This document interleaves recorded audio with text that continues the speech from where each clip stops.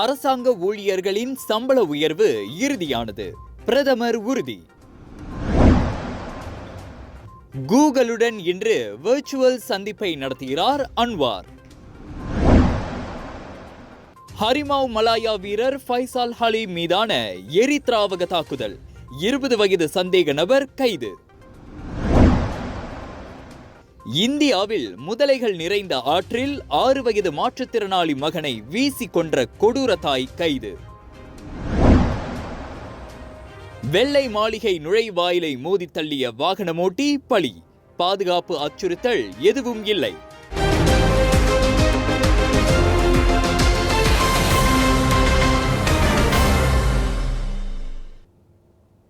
வணக்கம்.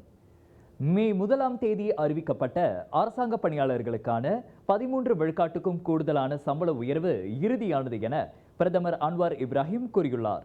கடந்த வாரம் வெளியிடப்பட்ட அந்த அறிவிப்பு முழுமையற்றது எனவும் அடுத்த ஆண்டுக்கான வரவு செலவு திட்டத்தில் அது தாக்கல் செய்யப்படாது எனவும் சில தரப்பினர் கூறி வருவது தொடர்பில் பிரதமர் அவ்வாறு பதிலளித்தார். எனினும் அந்த சம்பள உயர்வு பொதுச்சேவைத்துறை ஊதிய முறையின் ஆய்வுக்கு உட்பட்டதாகும். அதனால் அமைச்சரவையில் தாக்கல் செய்வது உட்பட மேலும் சில நடைமுறைகளுக்கு அது உட்படுத்தப்பட வேண்டும் என பிரதமர் சொன்னார். அந்த சம்பள உயர்வு தொடர்பில் ஏன் முழுமையான விவரங்கள் வெளியிடப்படவில்லை என சில தரப்பினர் தொடர்ந்து கேள்வி எழுப்பி வருகின்றனர். நடைமுறை காரணங்களால் மேல் விவரங்களை வெளியிட முடியாத நிலை ஏற்பட்டுள்ளது என்பதை தாம் தெளிவுபடுத்த விரும்புவதாக பிரதமர் துறையின் மாதாந்திர கூட்டத்தில் கலந்து கொண்டு உரையாற்றிய போது டத்துஸ்ரீ அன்வார் இப்ராஹிம் தெரிவித்தார்.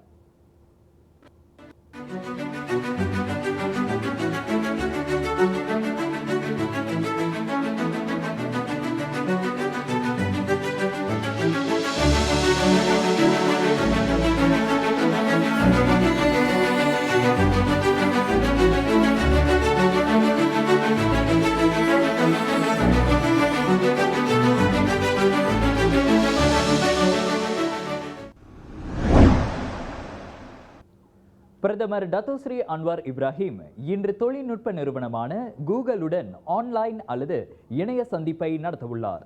எனினும் அந்த சந்திப்பின் போது விவாதிக்கப்பட உள்ள விஷயங்கள் குறித்த மேல் விவரங்கள் எதுவும் வெளியிடப்படவில்லை. மலேசியா தொடர்ந்து வெளிநாட்டு முதலீட்டாளர்களின் கவனத்தை பெற்று வருகிறது என மட்டும் பிரதமர் கூறியுள்ளார். பொருளாதார வளர்ச்சியில் நாங்கள் இப்போது கூடுதல் கவனம் செலுத்தி வருகிறோம். அதற்கு ஏற்ப வெளிநாட்டு முதலீட்டாளர்களின் கூடுதல் கவனத்தை நாம் பெறுவதை காண்கிறேன் என பிரதமர் துறையின் மாதாந்திர கூட்டத்தில் உரையாற்றிய போது பிரதமர் குறிப்பிட்டார். அண்மையில் மலேசியாவில் 1050 கோடி ரிங்கிட் முதலீட்டை செய்ய போவதாக மைக்ரோசாஃப்ட் நிறுவனம் அறிவித்திருப்பதையும் பிரதமர் சுட்டிக்காட்டினார். அதே சமயம் சவுதி அரேபியாவின் ரியாத் நகருக்கு தனது சமீபத்திய பயணம் குறித்து பகிர்ந்து கொண்ட அன்வார் தனது புதுப்பிக்கக்கூடிய எரிசக்தி நிறுவனத்தின் மூலம் மலேசியாவில் முதலீடு செய்ய அந்நாட்டு அரசாங்கம் உறுதிப்பாட்டை வெளிப்படுத்தி இருப்பதாகவும் சொன்னார். நிலையான அரசியல் சூழல், தெளிவான தலைமைத்துவ கொள்கைகள், அரசாங்க ஊழியர்கள் மற்றும் அரசு நிறுவனங்களின் செயல்திறன் ஆகியவற்றின் அடிப்படையில் மலேசியாவில் முதலீடு செய்ய சவுதி அரேபியா முன்வந்துள்ளதாகவும் பிரதமர் சுட்டிக்காட்டினார். சுவாச பிரச்சனைக்கு உகந்த தீர்வு சைலஜா பேபி ஹெர்பல் கிரீம். துளசி, கரிஞ்சீரகம், கிராம்பு போன்ற மூலிகைகளால் கொண்டு தயாரிக்கப்பட்டுள்ள சைலஜா பேபி ஹெர்பல் கிரீம் உங்கள் குழந்தைக்கு சிறந்த தேர்வு. நாடாளுமன்ற மேலவைத் தலைவர் டத்து மூத்தாங் தகால் கோலாலம்பூரில் உள்ள தனியார் மருத்துவமனை ஒன்றில் சிகிச்சை பெற்று வருகிறார். அசர்பைஜான் நாட்டிற்கு சென்றிருந்த போது அவருக்கு உடல் நலக்குறைவு ஏற்பட்டதே அதற்கு காரணம் என தெரிவிக்கப்பட்டது. அலுவல் பயணமாக ஏப்ரல் 29ஆம் தேதி அங்கு பயணமான அவர் உடல்நல பாதிப்பால் முன்கூட்டியே இன்று அதிகாலை 1 மணிக்கு கோலாலம்பூர் வந்தடைந்தார். இந்த சிகிச்சை காலத்தில் தாம் நலம் வேண்டி பிரார்த்தனை செய்த அனைவருக்கும் செனட்டர் நன்றி தெரிவித்துக் கொண்டதாக மேலவைத் தலைவர் அலுவலகம் வெளியிட்ட அறிக்கை தெரிவித்தது. அசர்பைஜான் பாக்குவில் மே 1 முதல் 3 வரை நடைபெற்ற கலாச்சாரங்களுக்கு இடையிலான கலந்தாய்வு மீதான உலக ஆய்வரங்கில் பங்கேற்பதற்காக டத்தோ மூத்தாங் தலைமையிலான மலேசிய பேராளர் குழு அங்கு பயணமானது. ஸ்லாங்கூர் பத்தாலிங் ஜியாவில் உள்ள பிரபல தனியார் பாலர் பள்ளி ஒன்று கடந்த பல ஆண்டுகளாக EPF ஊழியர் சேம நிதியை செலுத்தாமல் தனது தொழிலாளர்களின் எதிர்கால நலனை புறக்கணித்ததாக குற்றச்சாட்டை எதிர்நோக்கியுள்ளது. ஊழியர் சேமநிதி பங்களிப்பை காரணம் காட்டி ஒவ்வொரு மாதமும் ஊழியரின் சம்பளத்தில் பிடித்தம் செய்யப்பட்ட போதிலும் கடந்த 1 வருடத்திற்கும் மேலாக அந்த பொறுப்பை சம்பந்தப்பட்ட பாலர் பள்ளி நிர்வாகம் நிறைவேற்றவில்லை என சமூக ஊடக பயனர் ஒருவர் குற்றம் சாட்டியுள்ளார். அச்சம்பவம் குறித்து அங்கு வேலை செய்யும் தமக்கு தெரிந்த நபர் ஒருவர் போலீஸ் புகார் செய்துவிட்டார். அங்கு வேலை செய்யும் இதர ஆசிரியர்களும் புகார் செய்துள்ளனர். ஆட்வளத்துறையிடமும் புகார் அளிக்கப்பட்டு விட்டது. எனினும் இன்னும் நடவடிக்கை எதுவும் எடுக்கப்படவில்லை என அந்த பயனர் பதிவிட்டுள்ளார். ஊழியர் சேமநிதி என்பது தொழிலாளர்களின் உரிமையாகும். அதனை செலுத்தாமல் அப்பாவி தொழிலாளர்கள் ஏமாற்றப்பட்டுள்ளனர் எனவும் அந்நபர் குறிப்பிட்டுள்ளார். அந்த பதிவின் கீழ் சமூக ஊடக பயனர்களுடன் இணைந்து பாதிக்கப்பட்ட தொழிலாளர்கள் சிலரும் கருத்துரைத்துள்ளனர். ஓராண்டு கடந்துவிட்டது, இன்னமும் எதுவும் செலுத்தப்பட்ட பாடில்லை, எல்லாம் வெறும் வாய் வார்த்தை மட்டுமே என அதில் ஒருவர் சாடியுள்ளார். இந்நிலையில் அந்த பதிவு டிக்டாக்கிலும் வைரலாகியுள்ள வேளை அந்த பதிவின் கீழும் பாதிக்கப்பட்ட தொழிலாளர்கள் பலர் தங்கள் மன குமுறலை வெளிப்படுத்தி வருகின்றனர். தேசிய கால்பந்தாட்டக்காரர் ஃபைசால் அலி மீது எரித்ராவகம் வீசப்பட்டது தொடர்பில் 20 வயது மதிக்கத்தக்க இளைஞன் கைதாகியுள்ளான்.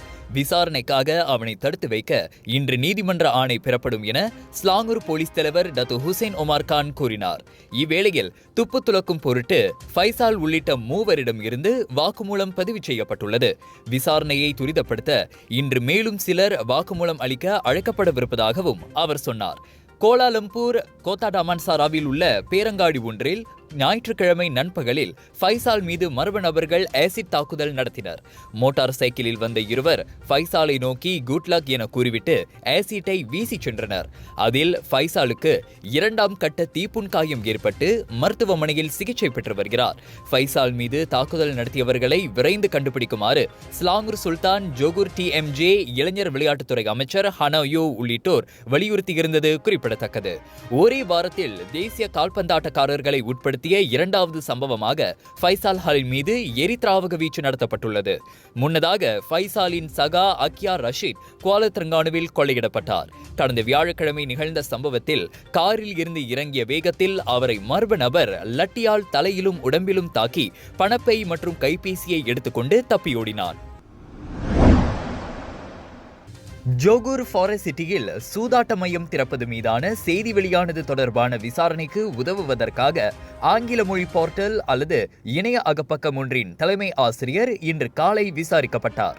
முதலில் அவரிடமிருந்து இன்று காலை மணி 11 மணி வாக்கில் வாக்குமூலம் பதிவு செய்யப்படவிருந்த வேளை சம்பந்தப்பட்ட நபர் இன்று காலை மணி 8:30 வாக்கில் முன்கூட்டியே வாக்குமூலம் அளிக்க வந்ததாக தேசிய போலீஸ் படைத்தலைவர் தான் ஸ்ரீ ரசருடின் ஹுசேன் தெரிவித்தார். அவரிடமிருந்து வாக்குமூலம் பதிவு செய்யும் நடவடிக்கைகள் இன்னமும் நடைபெற்று வருவதையும் ரசருடின் உறுதிப்படுத்தினார். முன்னதாக மலேசியாவின் ஃபாரஸ்ட் சிட்டியில் சூதாட்ட மையம் எனும் தலைப்பில் ப்ளூம்பர்க் வெளியிட்டிருந்த செய்தி தொடர்பில் தொழிலதிபர் தான் ஸ்ரீ வின்சென்ட் தானின் வழக்கறிஞர் செய்திருந்த புகார் தொடர்பில் விசாரணை நடத்தப்பட்டு வருவதாக கடந்த வெள்ளிக்கிழமை ரசருடின் கூறியிருந்தார். அந்த செய்தியில் தவறான, உண்மைக்கு புறம்பான, ஆதாரமற்ற மற்றும் சரிபார்க்கப்படாத தகவல்கள் இருப்பதாக கூறப்படுவதை அடுத்து குற்றவியல் சட்டம், நிந்தனை சட்டம், தொடர்பு பல்லூடக சட்டங்களின் கீழ் விசாரணை நடத்தப்படுவது குறிப்பிடத்தக்கது. பேரா ஈப்போ ஜாலான் மீடான் சிம்பாங் தைப்பிங் சாலையில் கார் ஒன்றை மடக்கி சோதனையிட்ட போலீசார் 21 கிலோகிராம் ஹெரோயின் வகை போதைப் பொருளை பறிமுதல் செய்தனர்.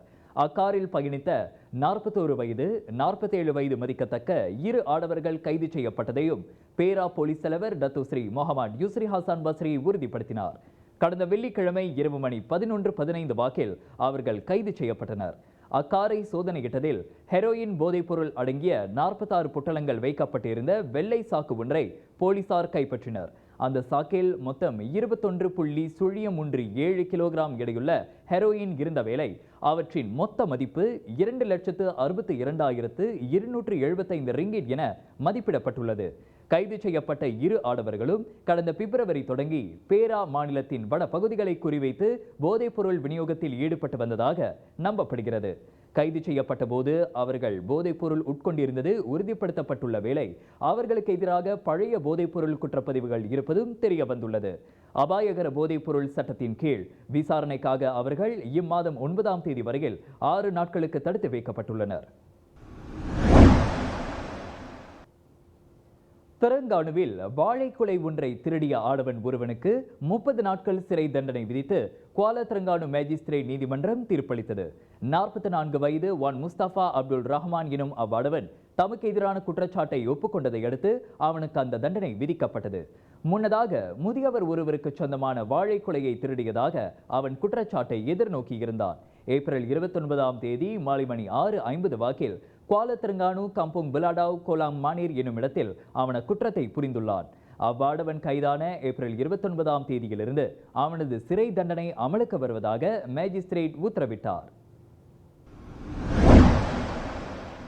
இந்தியா கர்நாடகா மாநிலத்தில் தனது 6 வயது நிரம்பிய மாற்றுத்திறனாளி மகனை முதலைகள் நிறைந்த ஆற்றில் ஈவு இரக்கமின்றி வீசி கொலை செய்த 26 வயது பெண் ஒருவர் கைது செய்யப்பட்டுள்ளார்.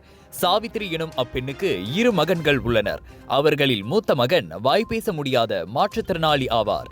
அதனால் பிறந்தது முதல் அச்சிறுவனுக்கு இருக்கும் குறைபாடு தொடர்பில் அப்பெண்ணுக்கும் அவரது கணவருக்கும் அவ்வப்போது வாக்குவாதம் மூடும் வேளை அவனை தூக்கி வீசுமாறு அவ்வாடவன் கூறுவதும் வழக்கம் என கூறப்படுகிறது. நேற்று முன்தினம் மாலை அவர்களுக்குள் மீண்டும் வாக்குவாதம் ஏற்பட்டதை அடுத்து விரக்தி அடைந்த அப்பெண் தனது மகனை முதலைகள் நிறைந்த ஆற்றுடன் இணைக்கும் கழிவுநீர் கால்வாயில் வீசியுள்ளார். சம்பந்தப்பட்ட சிறுவனின் சடலம் உடல் முழுவதும் காயங்களுடன் ஒரு கை இல்லாத நிலையில் நேற்று கண்டுபிடிக்கப்பட்டதை போலீசார் உறுதிப்படுத்தியுள்ளனர். அச்சம்பவம் தொடர்பில் சம்பந்தப்பட்ட பெண் கைது செய்யப்பட்டு விசாரிக்கப்பட்டு வருகிறார். அதிவேகமாக வந்த வாகனம் ஒன்று வெள்ளை மாளிகையின் நுழைவாயில்களில் ஒன்றை மோதி விபத்துக்குள்ளானதில் அதன் ஓட்டுநர் சம்பவ இடத்திலேயே உயிரிழந்தார்.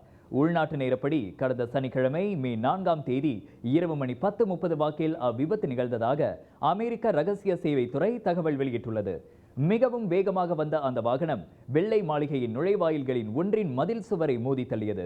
எனினும் அச்சம்பவத்தால் வெள்ளை மாளிகைக்கு எந்த ஒரு அச்சுறுத்தலும் இல்லை என தனது எக்ஸ் சமூக ஊடக பதிவு வாயிலாக அமெரிக்க ரகசிய சேவை துறை கூறியுள்ளது. விபத்துக்குள்ளான வாகனம் முழுமையாக சோதனையிடப்பட்டு பாதுகாப்பு நெறிமுறைகள் செயல்படுத்தப்பட்டதையும் அது உறுதிப்படுத்தியுள்ளது. அவ்விபத்தை தொடர்ந்து தற்காலிகமாக மூடப்பட்ட அப்பகுதி பின்னர் மீண்டும் போக்குவரத்துக்கு திறக்கப்பட்டதாகவும் அந்த பதிவில் குறிப்பிடப்பட்டுள்ளது. மேலும் பல ஆன்மீக செய்திகளுக்கு வணக்கம் மலேசியாவுடன் இணைந்திருங்கள். எங்கும் எப்போதும் வணக்கம் மலேசியா. நான் மகேந்திரன் அறிவொளி.